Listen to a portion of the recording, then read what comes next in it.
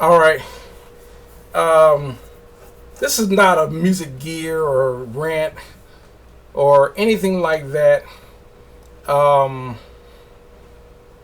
or anything like that. I was really, honestly, I want to talk about. Um, I want to talk about a musical family known as the Jacksons, right? Okay. I don't want to be very long, um, because I'm going to have to take some more time off to really learn how to edit videos and be able to do. I have to learn how to really edit these videos. I'm so overwhelmed with doing other stuff. Video editing has not been my strong suit, like recording and whatever. So I don't want to be very long, but I do want to take the time to acknowledge how good the Jackson family and how many hits. If you talk about the Jackson family, if you look at every single of all their hits, from them being the Jackson 5 to when he was alive and all the hits Michael had, to all the hits that Janet has, and then on top of that, how the brothers and sisters kind of got overshadowed. Michael and Janet kind of overshadowed their brothers and sisters, even though that wasn't intentional. Michael had such a phenomenal producer with Quincy Jones and other producers. His success was just Michael.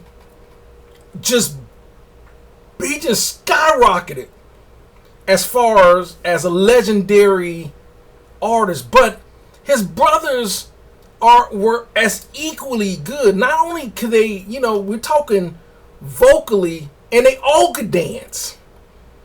They all could dance. But I think Michael he was one of the youngest ones when they first started off as the Jacksons in the 60s. He was the youngest one, so I guess, when you're the young one, people, they kind of gravitate to, he look at him, he's so precious, and I'm not doing that to be condescending to the older brothers. It's just, I think that's what happens when you have a family and the youngest one, especially when they're doing a lot of the leads. The thing is, Jermaine and Randy are as equally good vocally. But I think Michael Jackson, he just elevated it, because Michael Jackson was Michael was doing was he was incorporating James Brown and Fred Astaire and all these other, Jackie Wilson and all these other. He was incorporating a lot of that into his own style. But I don't want to, like I said, I don't want to be very, very long. But if you ever get a chance to YouTube, really listen to, take it with, like with, I think I'm gonna edit it and come back, and I'm gonna add the links to Jermaine, and Randy and Reby. I don't think Marlon could quite get. Even though Marlon Jackson tried to get some, because they all had solo projects after they all were split from being the Jacksons. Michael leaving first, he had tremendous success with Rock With You. And, Off the Wall album, and then, of course, the Thriller album, and then Bad, and just all those. Michael, his level made him a mega star. But I was listening to how good Randy was when he had his group called Randy and the Gypsies. And Randy had that '90s grit sound. It could not. As good as that album is, I love Randy and the Gypsies and that song "Perpetrators" and just the whole album. He did a duet with Karen White on that album. If you listen vocally, how good Randy is vocally. Randy could dance just like Michael. All of them could. If you watch the early days of the Jacksons, they all are phenomenal dancers. From Jackie, Marlon, Michael, Randy. Tito didn't do a whole lot of dance because he kind of. I bet you Tito probably can dance a little bit, but he always, he stayed behind playing the guitar, just like with Jermaine. Jermaine mainly stayed behind playing the bass. And the thing is, one thing I do know, a lot of times you'll see guys like Tito or Jermaine with their instrument, but you never really get a chance to hear. I'm almost willing to bet, as long as Tito's been playing the guitar, I bet you, without a doubt, Tito is as good as some of the best guitar players out there. I bet you, I would put money that Tito can play as good as Prince. Prince, because Prince of who Prince was known for playing the guitar. But people, Prince really wasn't known for playing the drums or the keyboards or the bass. Even though Prince could play the piano, the bass, guitar, drums, he did majority of every instrument he played on most of his albums. He played those parts. The band would come in and learn the parts that he played, and they would play them live. But he played all the parts. That's how good Prince was. But I'm almost willing to bet Tito can play the guitar as well as Prince. He just never. It's kind of like, I'll put it like this. It's like when Babyface and with the Deal. L.A. Reid is a drummer, but we would see every time we would see bits and pieces of L.A. Like when they would do the Two Occasions video, he might be, or a couple of the Deal videos, might be sit back on the drums, but you never really heard L.A. Reid. You never really heard him play the drums. One day I saw a video of L.A. actually soloing, and L.A. Reid is a phenomenal drummer. I'm like, he's like as good as any of the top drummers out there.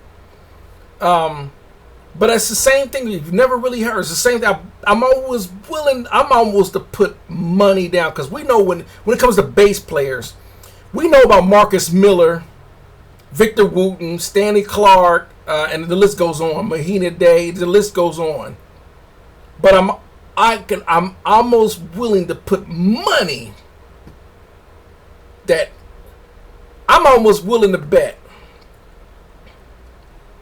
that Jermaine Jackson can play the bass as good as a lot of those top bass players. Because you think Jermaine started playing bass when he was 10, 12. Up until now, I bet you he's phenomenal. But we just never saw the videos.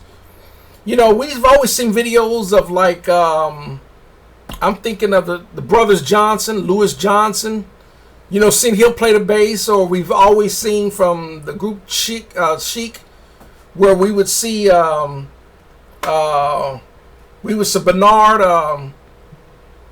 Bernard. Forget his. I'm drawing a blank on his last name. Fill in the comments if you can remember his last name, Bernard. But he's I want your love. I need your love. He's. I'm a bass player, so. But I'm actually a keyboard player, but I play the bass. I play several instruments. But I'm almost willing to bet Jermaine Jackson is just as good as the top bass players. We just never really seen him play. It's the same thing with Jimmy Jam and Terry Lewis. Terry Lewis is a bass player. He played the bass with the group at the time. He's a phenomenal bass player. But they never got the highlight like you hear the top bass players like Victor Wooten. So I was sitting there watching videos of just listening to I was listening to Rebe Jackson and her song Centipede. And Rebe Jackson is a really good singer. She really is. She just never could good. Sometimes, this is the thing. Sometimes you can have a good singer, but if the song don't fit the singer or it doesn't grab an audience, you can get, you can kind of get shadowed away. It's kind of like Mickey Howard. One of Mickey Howard's top songs was "Come Share My Love." Everyone knows, if you listen to "Come Share My Love," Mickey Howard is a phenomenal singer. Listen to that song, Mickey Howard, "Come Share My Love." She also did Imagination and the songs like that, but she never could get, it's the same thing when another one of my favorite singers is Lisa Fisher. Lisa Fisher had a few hits, but she never could get continuous hits and hits like Janet had, from the minute Janet did, from when she was, What Have You Done For Me Lately? You talking about the 80s, The Pleasure Principle, and then she did Rhythm Nation, and just, and then just, Janet Jackson had album after album. But we're talking the entire Jackson family. I was listening to Rebe Jackson, and I'm like, it's like it blows me away. I'm like, we already know about Michael. I don't even talk about Michael, his amount of success, of the amount of hits he's had. Then we got Janet with the amount of hits she's had, and then Centipede was a top 10 hit for Rebe. And then we got Jermaine with Don't Take It Personal, and Why Do You Do, the song Why Do You Do What You Do When You Do What You Did. It was another hit. But he's also had, when Whitney Houston's first album came out, they had a duet on his own. They call it a split. How they split with both artists when they do a duet. Each artist put that song on their particular album. I forget what you call that. But even that, I was listening to Don't Take Good Care of My Heart. That was on Whitney Houston's album, her debut album.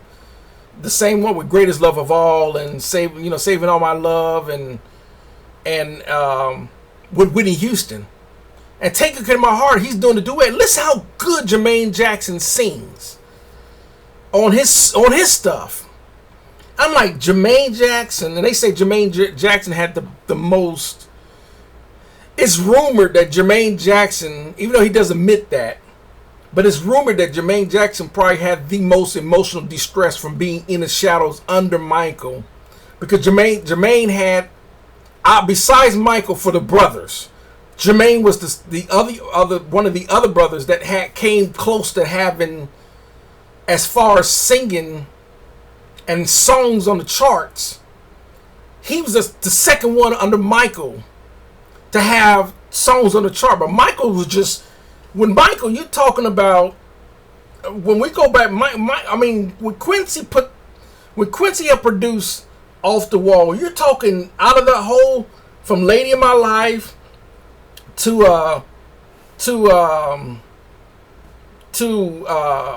With You. It was at least 7 songs of that on time, because back then they would do albums that only had 8, 9, 10 songs on an album. That was a standard thing, 7, 8, 9, 10 songs. You didn't have a whole lot. 6 songs, maybe 3, 4 albums on one side of the vinyl, turn it over, 3, 4. That was a standard. Then as the 80s come, we start putting 10 and then 12 and 15. And of course, as you put more songs, the price of CDs went up because you had more songs. CDs only had a maximum of 720 megabytes, so you could only put so many songs on a CD. But I was listening to how good that song Centipede is. Now, there are people might listen to it now and think it might sound a little dated, it might be a little cheesy or whatever. But you gotta remember, this is 1980s, early 80s. That was standard type of writing and music and production for that time frame. But I was sitting there listening to Centipede, and that little synth sound that gives it, and it's like, that's brilliant. That is so brilliant. when she go on Centipede, she's of course she's doing all this little, she's doing all that, but that's like I said, we're talking early '80s. But when she started doing this in that little synth line, just it engulfs you in that song. Centipede. I wish I had my keyboard. I should play my keyboard to demonstrate it. It captures you. That's why the song was so good. She just never had enough songs, and Michael helped her produce that. Michael wrote and helped produce that song for her. Why wouldn't he? With the amount of success he's had, why wouldn't he help his sisters out? Just like he was working with his sister Janet.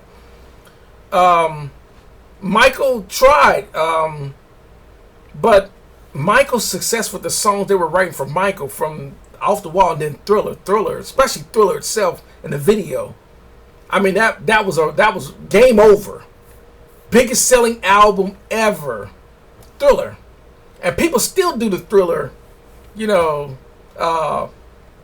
choreography and stuff like that. And then when he came out with Annie, Do You Want Me, with that video, and just all the songs with Michael. Then I was listening to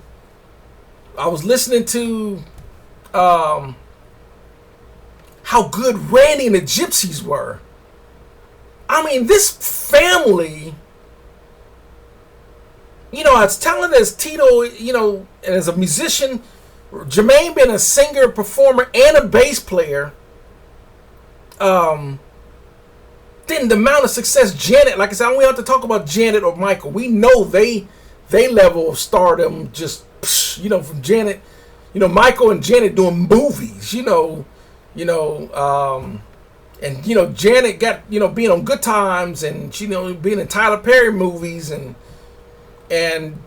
just her success, her albums, Michael, Janet, Reby, Brandy, Jermaine. I'm like, this family is phenomenal talent. I don't know, other than like the Marcelluses, Wynn Marcellus and Branford Marcellus and the Marcelluses, because Wynn plays trumpet, Branford is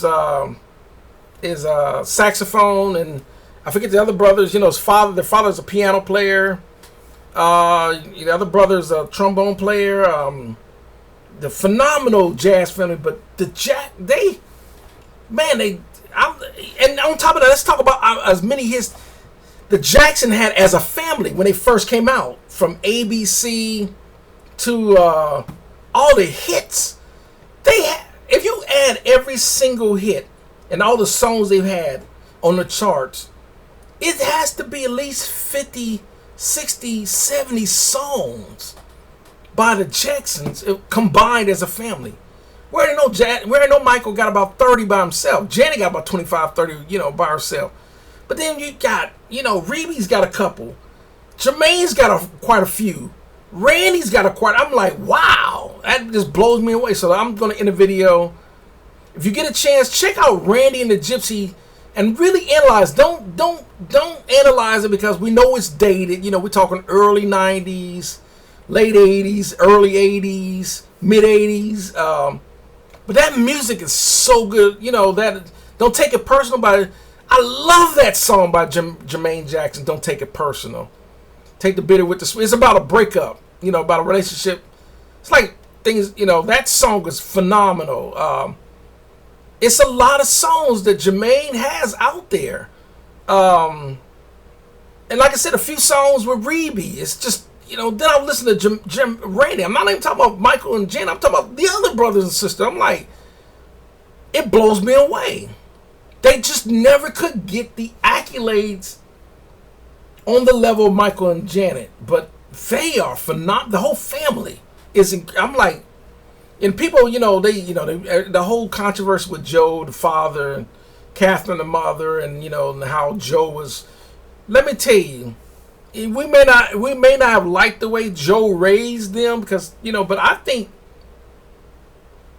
in some instances, I watched some of their videos and their family, interviews, and they said that the way Joe having that many kids, girls and boys, from a poor side of Gary, Indiana, and was, you know, have them where they've all had just their level of success in the music industry is just, it blows me away, because most of the time when you have a person gets in the music industry out of family siblings, usually only one excels. The rest of them kind of don't, you know, except for like the Isley Brothers. You know, the Isley Brothers had major success. But most of these artists we see out there are just, they come, everyone has family members. But most time it becomes just that one or two person that they made it here in the industry, but the rest of the family could never get there. I just, once again, I'm done with the video. I just had to really think about how good the Jacksons as a family, as many hits the Jacksons had, Michael, Janet, and how good Randy is, and the songs Randy did, and how good Jermaine's songs were, and even Reedy. I'm blown away. Even though it's not new, it's just it just like someone had to really analyze it to make this feel like that's incredible how good the Jackson entirely, how good they were musically. It blows me away. Other than that, that's going to do it. Thanks for watching. Y'all have a great one.